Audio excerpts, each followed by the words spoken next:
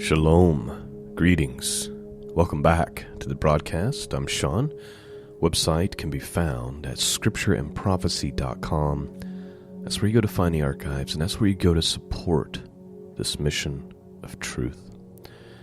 This morning we are resuming our study in the book of Job, raising the question, why do the godly suffer? In the last couple of weeks, what we've come across, Job's friends, they come and join him. They grieve with him, as good friends would do. Job tells them he just wants to be dead. This is too much. This grief, this loss, it's too heavy. I'd rather not be alive. Last week, we got the response from his first friend, Eliphaz. Eliphaz shares some decent wisdom, but it comes from a place of ignorance, not understanding why Job is going through what he's going through. And furthermore, Job doesn't even understand why he's going through what he's going through. Many of us can relate to that feeling.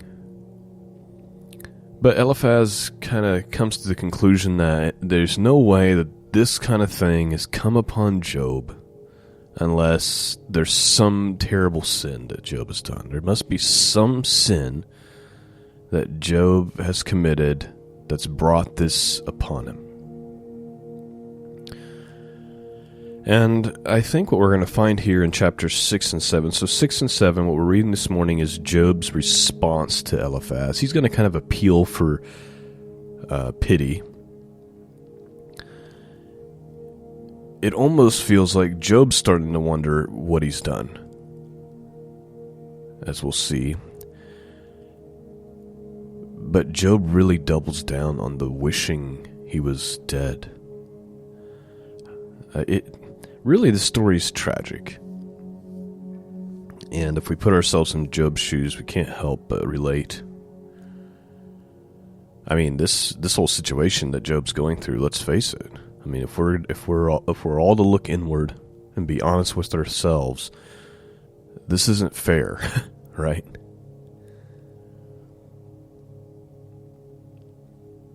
Not everything that happens that God ordains, that God predestines, that God allows, makes sense to us as human beings. And I think sometimes it's okay to be honest about how, I know that I must be wrong because God's God and I'm a human, but it doesn't change the fact that in my human perception and mind, I'm really struggling to reconcile how God can allow this or that.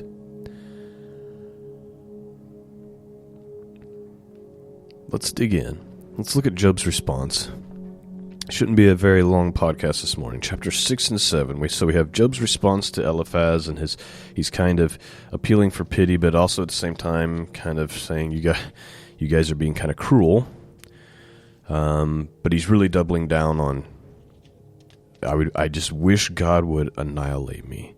It appears that Job isn't aware of the resurrection, which definitely could be a possibility. I mean, Job goes way, way, way, way back, before there was scripture, right? It seems like he thinks that if God would just put him down, then he could be at peace in the grave. Let's have a look. Job chapter 6 and 7, King James Bible. But Job answered and said, "Oh, that my grief were thoroughly weighed, and my calamity laid in the balances together. For now it would be heavier than the sand of the sea. Therefore my words are swallowed up. For the arrows of the Almighty are within me. The poison whereof drinketh up my spirit. The terrors of God do set themselves in array against me. Doth the wild ass bray when he hath grass, or lowereth the ox over his fodder? Can that which is unsavory be eaten without salt, or is there any taste in the white of an egg? The things that my soul refused to touch are as my sorrowful meat. Oh, that I might have my request, and that God would grant me the thing that I long for, even that it would please God to destroy me, that he would let loose his hand and cut me off. Then should I have yet comfort, yea, I would harden myself in sorrow. Let him not spare, for I have not concealed the words of the Holy One. What is my strength that I should hope? And what is my end that I should prolong my life? Please note, let's look at that statement for a second here. What is my strength that I should hope? I'm sure many of you, like myself, can relate to the feeling of I've been hoping. I've been holding out hope for this, whatever it is. I've been praying about this, begging God for help about this. It's been years. And I don't know how much longer I can hold on to hope, because it feels and looks like it's pointless. Like, why am I hoping about this still? Clearly, this isn't going to happen. Clearly, this isn't getting answered. That's what I feel like Job is saying right now. He's saying, what is my strength that I should hope? Like, do I have enough strength to continue to hoping? And furthermore, what is my end that I should prolong my life? Like, what's my future? Why wouldn't I be better off if God would destroy me? Verse 12, is my strength the strength of stones? Or is my flesh of brass? He's like, I'm not made out of these hard materials. I'm a human being with weaknesses. Verse 13, is not my help in me? And is wisdom driven quite from me? To him that is afflicted, pity should be showed from his friends, but he forsaketh the fear of the Almighty. Job saying, you guys should feel sorry for me. Talking to his friends. Verse 15, my brethren have dealt deceitfully as a brook, and as the stream of brooks they pass away, which are blackish by reason of the ice, and wherein the snow is hid. What time they wax warm, they vanish. And when it is hot, they are consumed out of their place. Verse 18, the paths of their way are turned aside. They go to nothing and perish. The troops of the Timnah looked. The companies of the Sheba waited for them. They were confounded because they had hoped. They came thither and were ashamed, for now you are nothing. You see my casting down and are afraid. Did I say, bring unto me, or give a reward for me for your substance? He's saying, did I ask you guys for anything?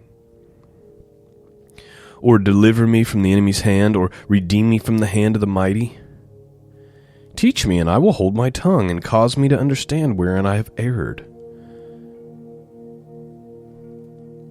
Right? He's saying, if I'm wrong, tell me where I'm wrong. Tell me where I'm wrong. Did I ask you guys to do anything? Verse 25, how forcible are right words, but what doth your arguing reprove? Do you imagine to reprove words and speeches of one that is desperate, which are as the wind? Yea, you overwhelm the fatherless, and you dig a pit for your friend. Now therefore be content, look upon me, for it is evident unto you if I lie. Return, I pray you, let it not be iniquity, yea, return again, my righteousness is in it. Is there iniquity in my tongue? Cannot my taste discern perverse things? So that's chapter 6. But Job's not quite done yet with his response to Eliphaz. chapter 7, verse 1. Is there not an appointed time to man upon the earth? Are not his days also like the days of a hireling? So please note, here's a biblical truth that Job clearly understands. Is that we all have an appointed time, right? Your days are numbered. God knows the number. There's nothing that you can do to prolong it or to shorten it. It's numbered. The psalmist says in Psalm 39, verse 4, Lord, make me to know my end and the measure of my days, what it is, that I may know how frail I am.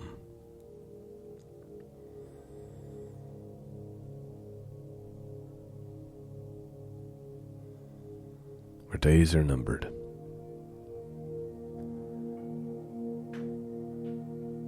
And Job, several verses Job talks about this, as we'll see. We'll get into more of them. He says in chapter 5, yet a man is born unto trouble as the sparks fly upward.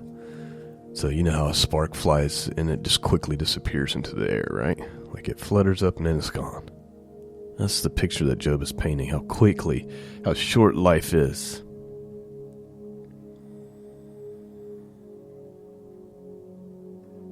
We'll run into some more conversation. I'm just looking through some of the other verses here, but we'll get into those as we continue through Job in the future here. Let's continue on verse 2.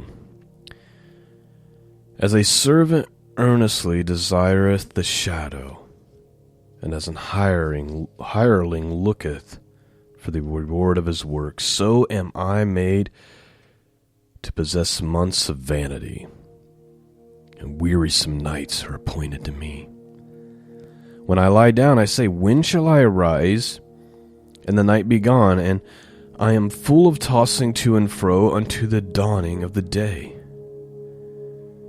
My flesh is clothed with worms and the clods of dust. My skin is broken and become loathsome. My days are swifter than a weaver's shuttle, and are spent without hope. That's an interesting statement. My days are swifter than a weaver's shuttle. What is he saying? He's saying the days are flying by. Time is flying by. And that time that I have, it's spent without hope. By the way, the most desperate situation that you can be in, that I've discovered in my life, is the times when you're the most broken and destroyed, are the times when you feel like there's no hope. Like hope is the thing, right? Like your circumstances nothing can change in your circumstance at all. So whatever your terrible circumstance is, but if something comes along that gives you hope that things are going to change, your whole perspective changes on the circumstance, and you start to feel better, even though things haven't currently gotten better, if that makes sense. But when you have no hope at all, that's just a place of darkness and despair. And that's what Job is feeling at this moment. He's saying, my days are flying by, but these days are filled without hope. Verse 7, O remember that my life is wind, and my eyes shall no more see good. The eyes of him that hath seen me shall see me no more. Thy eyes are upon me, and I am not. As the cloud is consumed and vanish away, so he that goeth down to the grave shall come up no more. See, Job makes another statement about he clearly has a view that it's over at death, right? He shall return no more to his house, neither shall his place know him any more. Therefore I will not refrain my mouth, I will speak in the anguish of my spirit, and I will complain in the bitterness of my soul. I am a sea or a whale, that thou settest a watch over me. When I say, my bed shall comfort me, my couch shall ease my complaint, then thou scarest me with dreams, and terrifiest me through visions. so that my soul chooses strangling and death rather than my life. Job is saying, I can't even sleep it off. I can't even just go lay down and go to sleep and forget about what's happening in my life, because my dreams are filled with nightmares. Right? Listen to what he says. When I say, my bed shall comfort me, I'll just go to sleep. My couch shall ease my complaint. Then thou scarest me with dreams and terrifiest me through visions. Interesting. Verse 16, I loathe it. I would not live away. Let me alone, for my days are vanity. What is a man that thou shouldest magnify him, and that thou shouldest set thy heart upon him? And that thou shouldest visit him every morning, and try him every moment? How long wilt thou not depart from me, nor let me alone till I swallow down my spittle? I have sinned, what shall I do unto thee, O thou preserver of men? Why hast thou set me a mark against thee, so that I am burdened to myself? And why don't thou not pardon my transgression, and take away my iniquity? For now I shall sleep in the dust. But thou shalt seek me in the morning, but I shall not be. And that's the end of Job chapter 6 and 7. He ends with saying, if I've sinned, why won't you just forgive me? He's like, I'd rather be dead, and then when you seek me in the morning to torture me some more, you can't, because I'm in the dirt. Right? Verse 21, and why dost thou not pardon my transgression and take away my iniquity? For now I shall sleep in the dust, and thou shalt seek me in the morning, but I shall not be. So that's Job's response to his friend Eliphaz. He's just doubling down.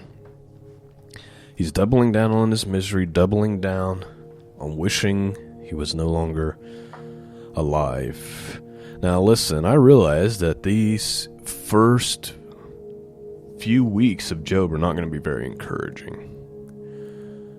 What we're trying to do right now is understand Job's predicament and be honest about what he's feeling, and be honest about how we can relate to those feelings, right? This is a book of poetry, and that's the point. To relate, to understand, to empathize with Job. One of the reasons why Job is comforting to those who are suffering is because when you're suffering, you want someone somewhere who understands, right? That's part of the battle. It's not that you're looking for your friends to snap their fingers, because they can't. In Job's case, his friends can't snap their fingers and bring his kids back. They can't snap their fingers and suddenly his skin heals. That's not what Job's looking for. What he wants is sympathy, understanding. Understand that I'm going through this and that it's terrible. Could you just acknowledge that what I'm going through is awful? That's been my experience. Being both the sufferer and the comforter in situations. And I think that's why people can relate to the book of Job, because he's being honest about how he feels. By the way, he's not blaspheming God. He's not sinning with his mouth. He's simply saying, this is how I feel on the inside. And it would make me happy if God would just destroy me. He's just being honest about his circumstance. He's not shaking his fist at God. Or you know what I mean? He's not. So we do need to make that distinction.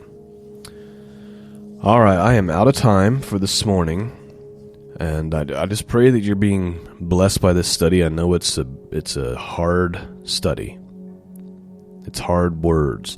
And for people who are suffering, it can be kind of like salt on a wound, right? Because you're hurting and you're like, that's exactly how I feel, but we don't have any answers yet, right? But there's coming a point through this study when God's going to respond. God's going to speak to Job and give him a perspective. And of course, there is some restoration at the end of this story. All right, that's all I have for you this morning. Peace and grace be with all of you. And until next time, God bless.